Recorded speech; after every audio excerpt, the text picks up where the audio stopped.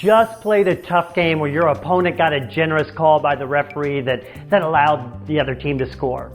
If there was an instant replay like there is in the NFL, you know for a fact that the play would have been called back and your team most likely would have won.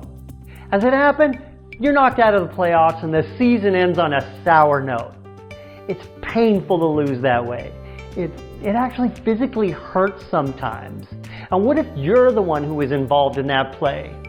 Yeah, double the frustration, embarrassment, and disappointment. Or maybe the defeat was totally under your control, like when Brett Favre of the Minnesota Vikings in the 2009 NFC Championship game, he threw an interception to give away the game in the final minutes. All he had to do was run out of bounds and his team was a lock to win and go on to win the Super Bowl. How do you come back from such crushing defeats? You start your comeback by asking yourself, what is your real purpose for playing? You know, when I'm working with an athlete one-on-one, this question, it comes up, and I usually try to kind of be a mixture of funny and sarcastic when I say, is your entire purpose for playing your game, your sport, to have won? Is that the whole reason? Of course, the answer is almost always no. And then I ask them to tell me what are their reasons for playing their sport.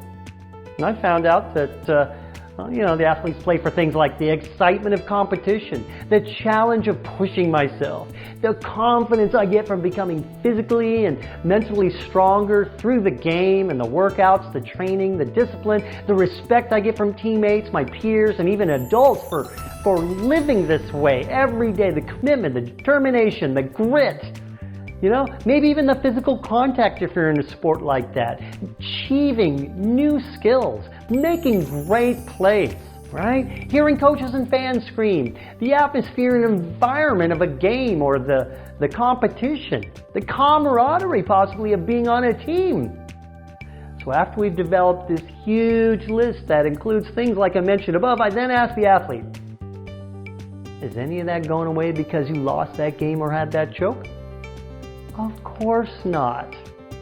It's all still there ready for you to go at it again and again and again because you love that sport and everything about it. Now, it's perfectly normal and natural to be very disappointed and sad after a big loss or mistake. Go ahead and give yourself a period of time to go through that. And when you're done with that, declare to yourself that you're going back out there and playing your sport with all you got because of that list that we just talked about, the things you love about it. That's how you come back from defeat. By the way, Favre's back up on the sidelines, Sage Rosenfeld, he wrote about that game. Quote, I remember it as one of the best performances of Favre's career, despite that last throw. He also told Favre as he came back to the bench after the play, quote, Brett, you are the most amazing football player I've ever seen. It has been an unreal experience to watch you play this year. I can't really describe the look he gave me, Rosenfeld said, but I can tell those words meant something to him.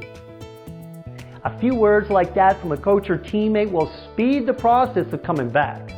I'm Craig Sigl, your mental toughness trainer. Let's do this.